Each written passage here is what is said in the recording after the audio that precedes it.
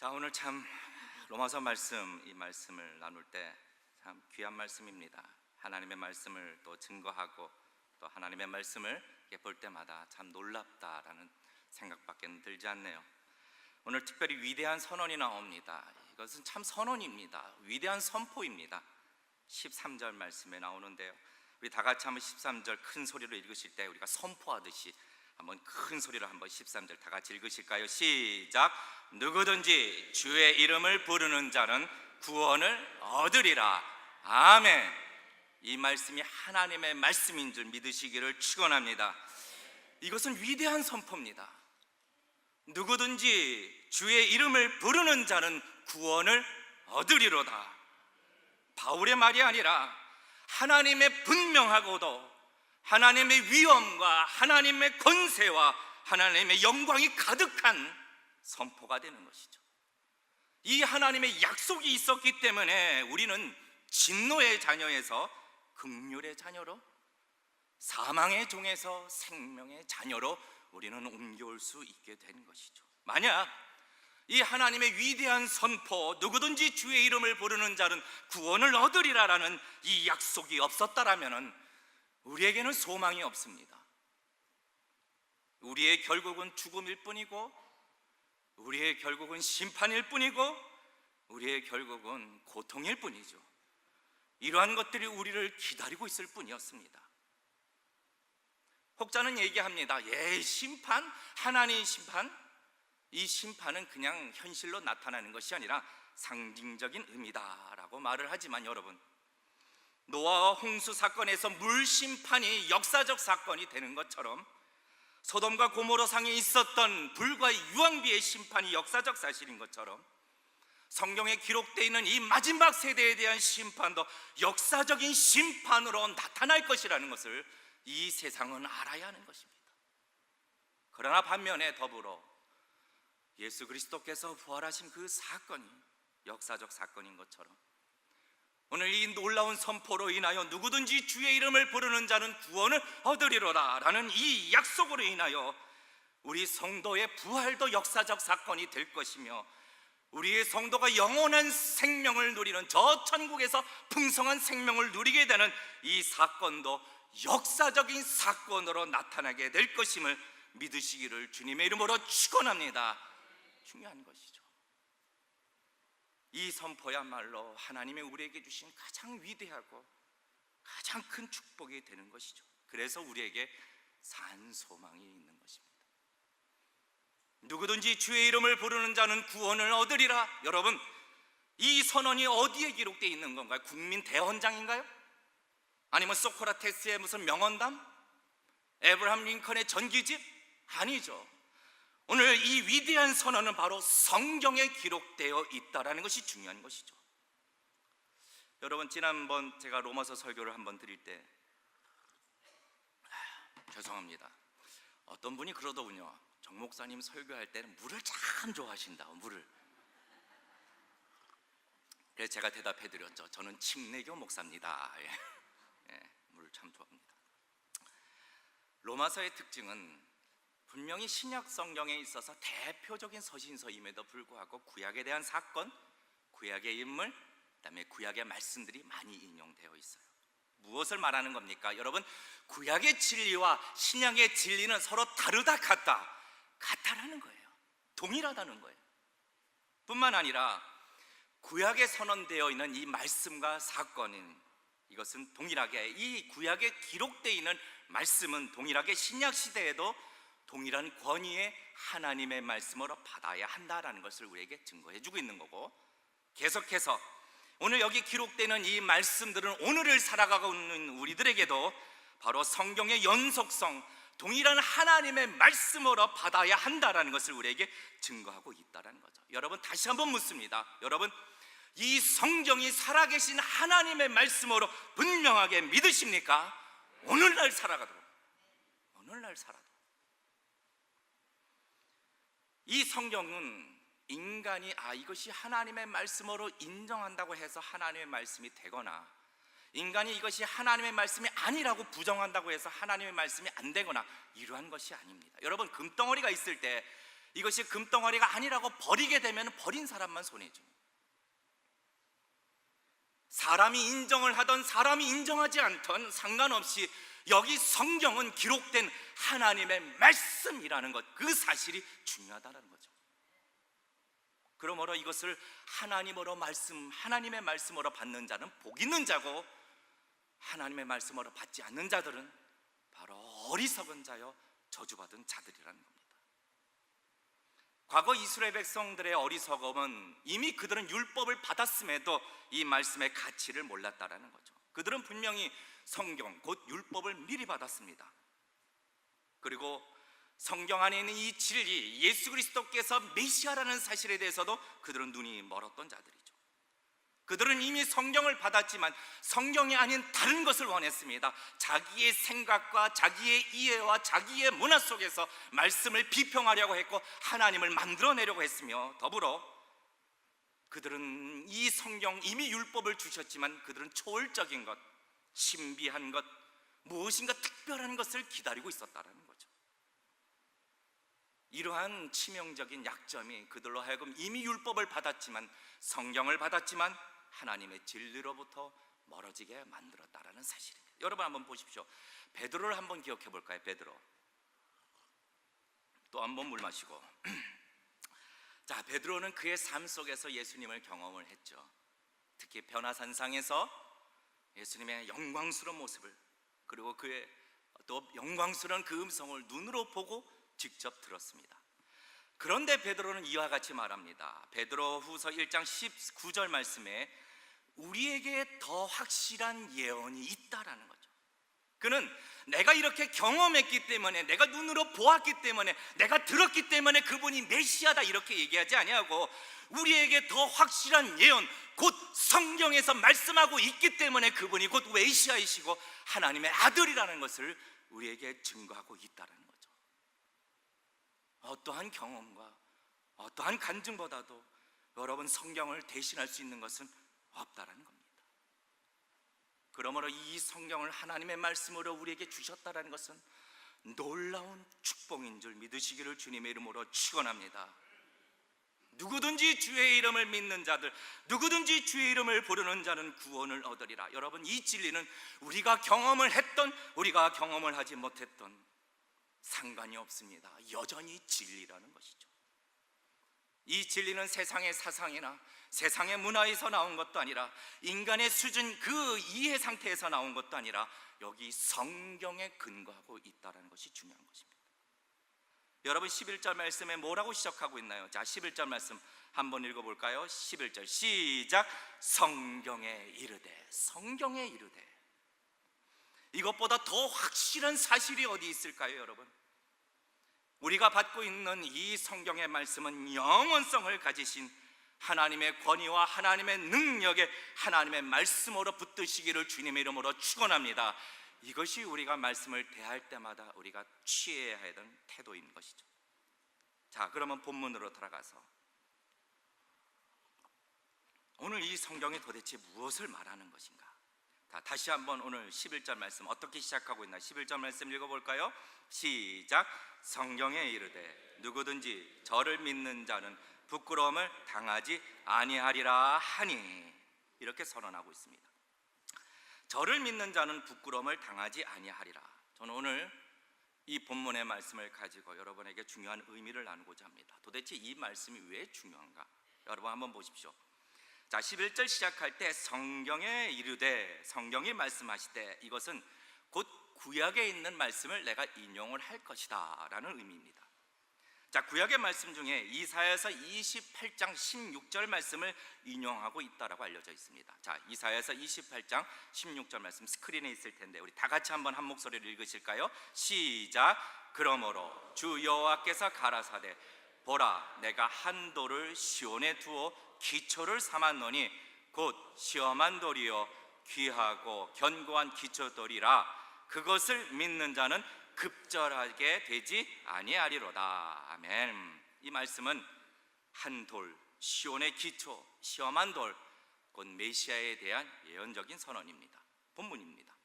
자, 그런데 그것을 믿는 자는 급절하지 않게 되리라. 급절하게 되지 아니하리로다.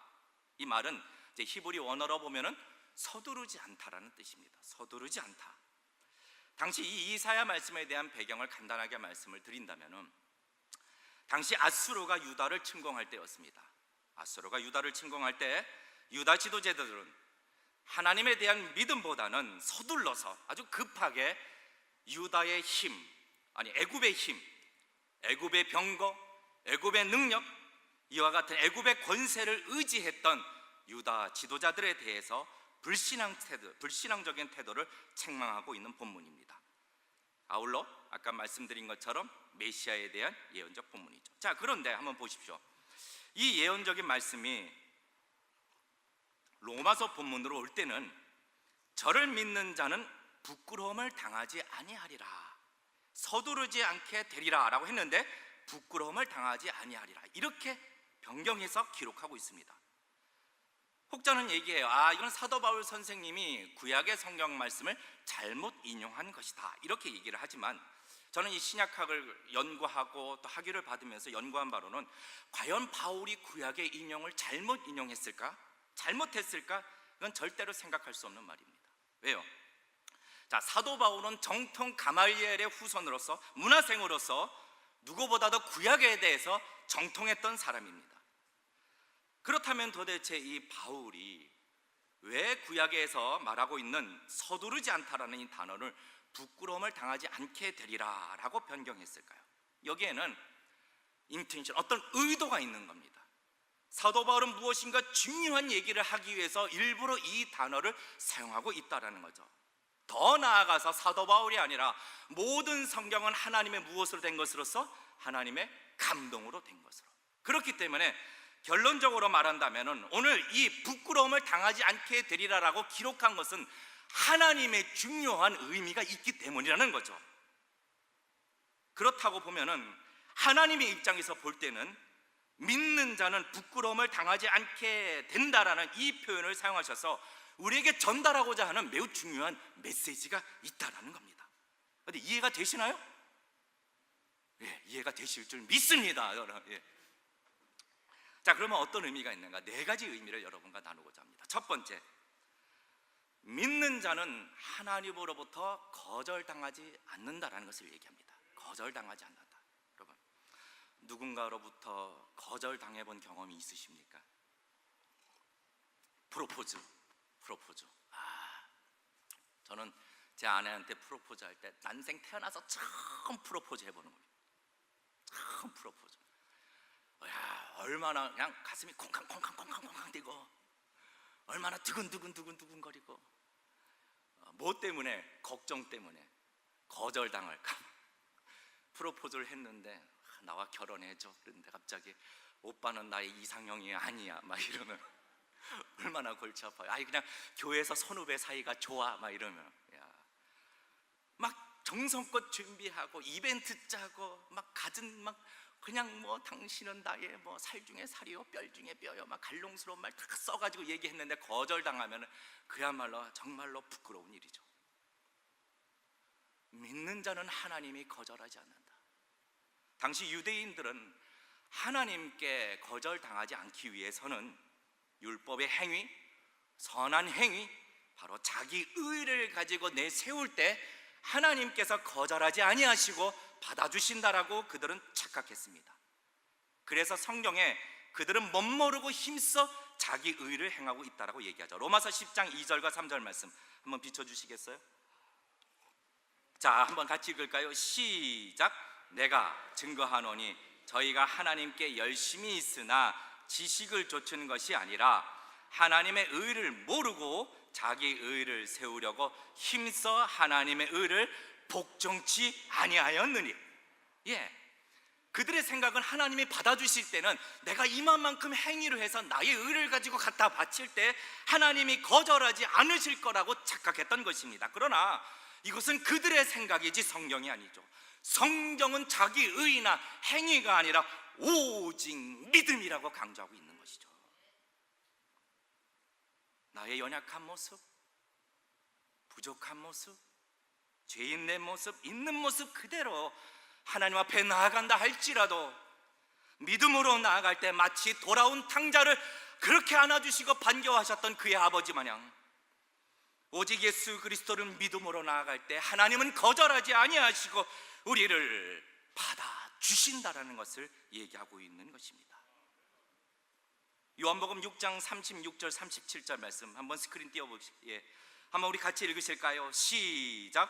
그러나 내가 너희더러 이르기를 너희는 나를 보고도 믿지 아니하는도다 하였느니라.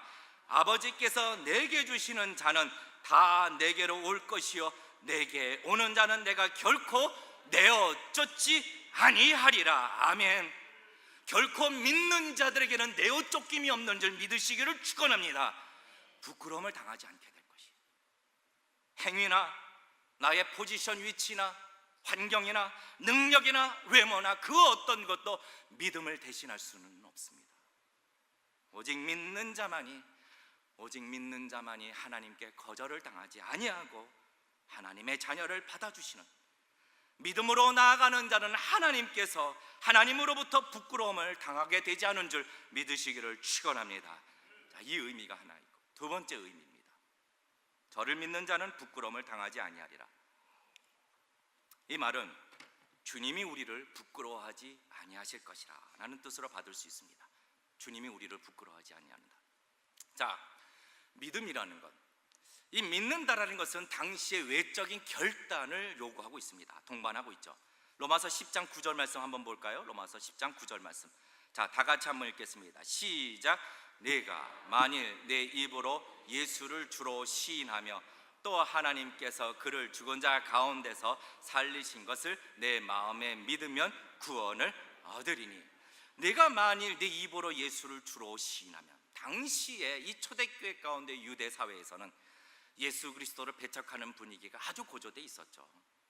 예수의 제자들을 찾아서 그들을 핍박하고, 또 초대교회 성도들을 많이 핍박하고, 유대인들에게는 예수를 따른다고 핍박받고, 이방인들에게는 또 우상숭배 못하게 한다고 핍박받고, 정치적으로는 로마로부터 핍박받고, 이와 같이 성도가 된다는 것은 상당히 많은 핍박에 동반되는데, 이러한 분위기 속에서 나는 예수 그리스도가 나의 왕이요 나의 주가 되신다라고 시인하는 것은 매우 어려운 결단이 된다는 겁니다.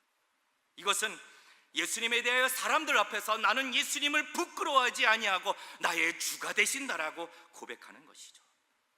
이것을 시인하는 것이 믿는 자들에게 동반되어야 했던 것입니다. 자, 그러므로 믿는 자, 곧 예수 그리스도를 부끄러워하지 않는 자들은 예수님도 그들을 부끄러워하지 않는다라는 의미를 가지고 있습니다. 누가복음 12장 8절과 9절 말씀. 자, 우리 같이 한번 읽어볼까요? 시작. 내가 또한 너희에게 말하노니 누구든지 사람 앞에서 나를 시인하면 인자도 하나님의 사자들 앞에서 저를 시인할 것이요 사람 앞에서 나를 부인하는 자는 하나님의 사자들 앞에서 부인함을 받으리라. 아멘. 여러분, 믿는 자라면, 믿는 성도라면 사람들 앞에서라도 어떠한 대가를 치르고서라도 예수님을 부끄러워하지 마시기를 주님의 이름으로 축원합니다. 예수님을 자랑해야죠.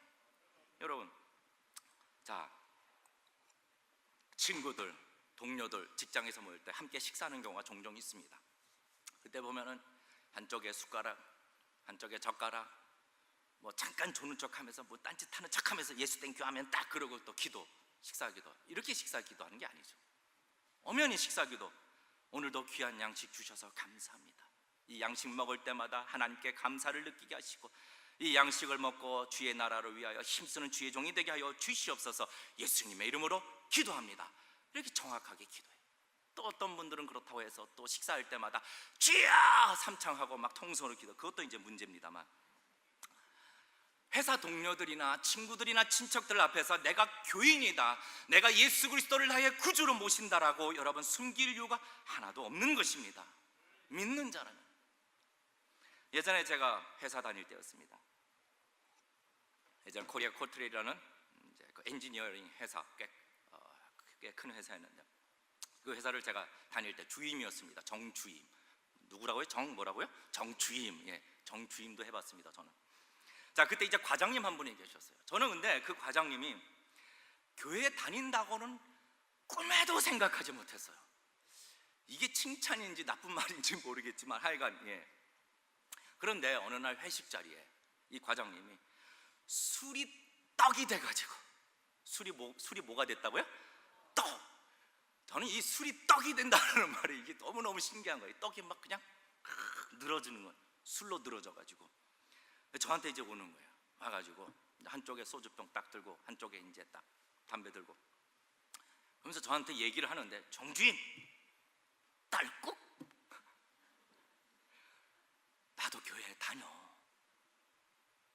나도 교회에서 주일학교 부장 했었어.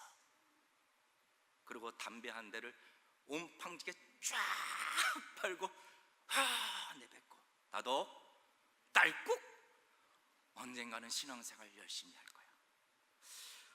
전 저한테 고해성사하는 줄 알았어요. 아니 무슨 이분 캐톨릭도 아니고. 여러분, 성도로서 부끄러운 행동이 있으면 안 하면 돼요.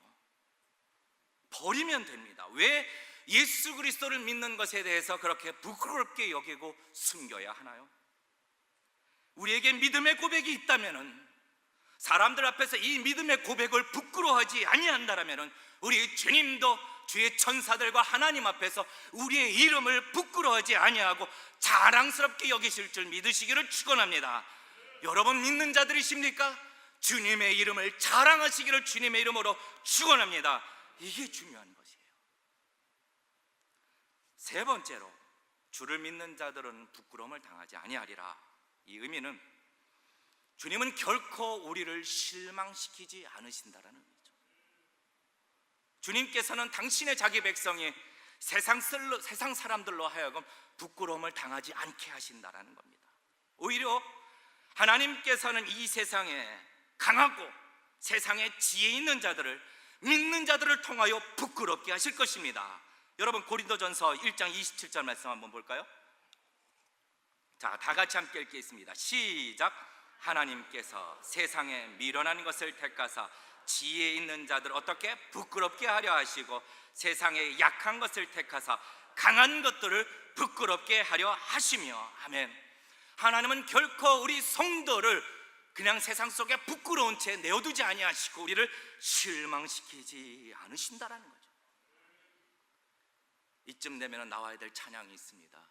하나님 한 번도 나를 실망시킨 적 없으시고 언제나 공평과 은혜로 나를 지키셨네. 오 신실하신 주.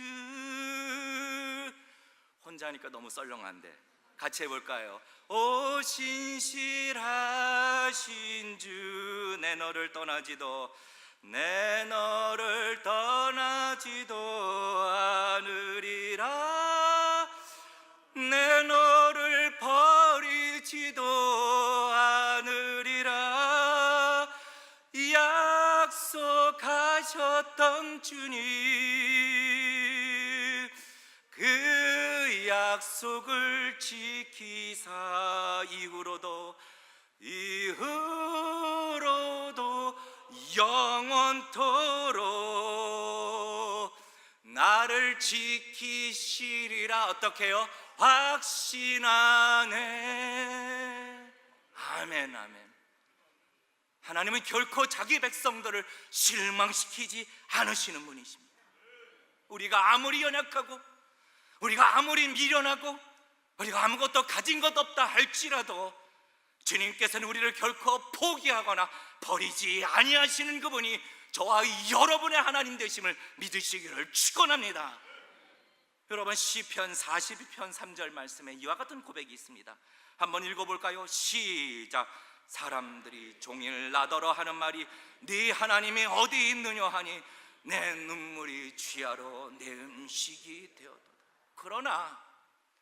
그러나 결국에는 하나님께서는 우리의 눈물을 기쁨으로 찬송으로 바꿔주실 것이며 우리의 아픔을 영광으로 바꾸게 하실 줄 믿으시기를 축원합니다. 주님은 결코 우리를 실망시키지 않으시는 분이시기 때문이죠. 히브리서 13장 5절 말씀에 이와 같이 기록된데 우리 같이 한번 봉독하실까요? 시작. 내가 과연 너희를 어떻게 버리지도 아니하고 내가 과연 너를 어떻게 떠나지도 아니하리라. 아멘. 하나님의 약속입니다. 하나님은 이 모든 것을 다 이루실 것이고 행하실 것이며 하나도 실패하지 아니하실 것입니다. 그러므로 우리는 결국 우리 성도의 인생, 믿는 자의 인생은 이 세상을 향해서 부끄러움을 당하지 않을 뿐만 아니라 오히려 이 세상은 우리로 인하여, 나의 주님으로 인하여 부끄러움을 당하게 될 것이라는 것이죠. 여러분, 마지막으로 믿는 자는 부끄러움을 당하지 않게 되리라. 이 말씀 안에는 매우 중요한 구원에 대한 보장성, 구원에 대한 안정성을 얘기하고 있죠. 믿는 자는 결코 천국에 못 가게 되는 부끄러움을 당하지 않게 될 것이다. 결국 자, 우리가 믿음으로 얻게 되는 이 구원은 중간에 빼앗기게 되는, 중간에 수치를 당하게 되는 그런 일시적인 구원이 아니라, 행동을 잘하면 받았다가 행동을 잘못하면 또 빼앗겼다가, 조금만 잘못하면 또 빼앗겼다가, 조금 잘하는 것 같으면 또 되었다가, 우리의 행동에 의존하는 구원이 아니라는 것이죠. 매우 중요합니다. 신학적 용어로는 이것을 성도의 견인이라고 얘기하고 있죠. 성도의 견인. 하나님께서는 믿는 자의 구원에 대하여, 그 사랑에 대하여 마지막까지 책임을 져주시는 분이십니다. 여러분, 로마서 8장 38절 39절 말씀이 있습니다. 로마서 8장 38절 39절 위에 다 나와 있을 텐데 우리 같이 한번 읽으실까요? 시작. 내가 확신하노니 사망이나 생명이나 천사들이나 권세자들이나 현재일이나 장래일이나 능력이나 높음이나 깊음이나 다른 아무 피조물이라도 우리를 우리 주 그리스도 예수 안에 있는 하나님의 사랑에서 어떻게 끊을 수 없느니라. 아멘. 내가 확신하노니라고. 이 구원은 우리의 행동에 좌우지되는 것이 아니라는 거죠. 전적으로 이 구원은 변치 않으시는 하나님의 약속이시며, 이 구원은 하나님께서 행하시는 행위이시며, 이 구원은 하나님의 주권에 의하여 이루어지는 전능하신 역사인 줄 믿으시기를 주님의 이름으로 축원합니다. 누구든지 주의 이름을 부르는 자는 구원을 얻으리라. 만일 우리의 구원이 우리의 행위에 의존되고 있다면요, 우리는 날마다 불안할 겁니다. 날마다. 작은 실수, 잘못된 행위, 아마 죽기 5초 전까지 아이고 나 어저께 옆집 순이 엄마한테 거짓말했는데, 아이고 나 옆집 누구 시기했는데, 약속 못 지켰는데, 지옥으로 가면 어떡하나, 떨어지면 어떡하나, 아마 죽기 5초 전까지 불안할 거예요. 예전에 제가 아주 오래전 일인데 러시아에 있는 한 노양병원을 방문할 기회가 있었습니다. 노양병원. 대부분 대부분이 아니라 다 동방정교의 교인들이었어요. 그 연세 있으신 분들이. 그런데 이제 그분들 이렇게 만나서 물어보면은 다 하나같이 지옥 갈까봐 걱정하는 거야. 지옥 갈까봐. 이게 뭐냐? 당시 성당 안에서 그 성인들 초상 앞에서 자기가 기도해야 되는데, 그 성인들한테 나의 구원을 위해서 기도해야 되는데, 향 피우는 거 있어요. 막 향도 막 가지각색이에요. 싼 거부터 시작해서 비싼 것까지. 비싼 걸 피우면은 좀 더 성인이 기도를 잘 들어준다나 어쩐다나. 그러니까 이거를 못하니까 이거 해야 되는데, 이거 해야 되는데, 이걸 못하니까 어떻게, 나 지옥에 갈 줄 모르는데, 아이고 큰일 났다, 나 지옥에 갈 줄 모르는데. 여러분, 아니에요. 우리의 구원이 우리의 행위에 의존되고 우리의 행위에 따라 결정된다면 하나님께서 과연 전능하신 분이신가요? 이 구원은 하나님의 전적인 의지에 따라, 하나님의 약속에 따라 구원을 주시며, 그 구원도 마지막까지 이루시는 분, 누구에게도 구애받지 않으시고 작정하신 대로 구원을 지켜주시는 전능하신 하나님, 이 말씀대로 우리가 구원을 얻게 되는 줄 믿으시기를 주님의 이름으로 축원합니다. 그러므로 이 구원은 믿음을 따라, 믿음으로 받은 이 구원은 하나님의 약속을 따라 하나님의 손에 의하여 지켜지는 구원이라는 거죠. 그러므로 믿는 자는 결코 그 구원을 빼앗기는 그런 수치를 당하게 되지 않은 줄 믿으시기를 축원합니다. 자, 오늘 이 네 가지 말씀을 드렸습니다. 믿는 자는 부끄러움을 당하지 않을 것이다. 무엇입니까? 믿는 자는 하나님으로부터 거절당하지 않을 것이며, 믿는 자는 주님을 부끄러워하지 아니할 때 우리 주님도 우리를 부끄러워하지 아니하시고, 믿는 자는 하나님으로부터 실망을 당하지 않을 것이며, 믿는 자는 그 구원도 보장되어 잃어버리지 않게 되어 있다. 이 네 가지. 믿는 자는 부끄러움을 당하지 아니하리라. 여러분 한번 고백할까요? 나는 부끄러움을 당하지 않을 것이다. 아멘. 세상의 모든 사람들은 우리를 향하여 손가락질한다 할지라도 결국은 그들이 하나님 앞에서 부끄러움을 당하게 될 것인 줄 믿으시기를 축원합니다. 왜? 우리는 하나님께서 붙드시고 계시기 때문이다. 이것을 어떻게 보증할 수 있냐라고요? 여러분, 누구도 보증 못합니다. 그러나 오늘 말씀 보신 것처럼 오늘 11절 말씀, 성경에 이른 바와 같이 하나님의 말씀인 이 성경에 기록되어 이 진리를 보증하고 있다는 거죠. 여러분, 이제 말씀을 맺고자 합니다. 그렇다면 우리는 이 진리에 대해서 어떻게 반응을 해야 하나요? 여러분, 이 믿음에, 이 말씀에 더욱더 견고히 서시기를 주님의 이름으로 축원합니다. 여러분, 말씀이, 하나님의 성경이 우리를 보증해주고 있다는 거죠. 말씀대로 성경에 근거하고 있기 때문에 여러분, 이 성경에 있는 이 말씀을 더욱더 사모하고 깊이 마음판에 새기시고 그 열매도 말씀대로 맺히시는 저와 여러분이 되시기를 주님의 이름으로 축원합니다. 믿음에 더욱더 견고히 서십시오. 고난과 고통과 아픔과 어려움과 의심이 몰려온다 할지라도, 수많은 대적들이 우리를 향하여 손가락질한다 할지라도 여러분, 말씀에 더욱더 견고히 서시기를 주님의 이름으로 축원합니다. 말씀은 변치 않으신다라는 것이다.